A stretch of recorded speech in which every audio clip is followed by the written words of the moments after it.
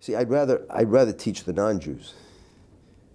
And that, in fact, when I go to Poland and I teach, last summer I was in with some friends who had this amazing institution in the northeast corner of Poland, Sejny, a little town which they kind of rebuilt, and they're very cool people. And so I wound up, teaching these young Polish kids, early 20s, probably your age, for like 10 days, in the Lithuanian woods, at this, every morning we did Yiddish. I taught in Polish,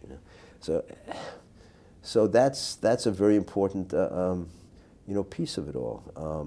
In Poland, the Jews in Poland are starting to be like Jews everywhere, with their little hassles, their kahila hassles, they're more.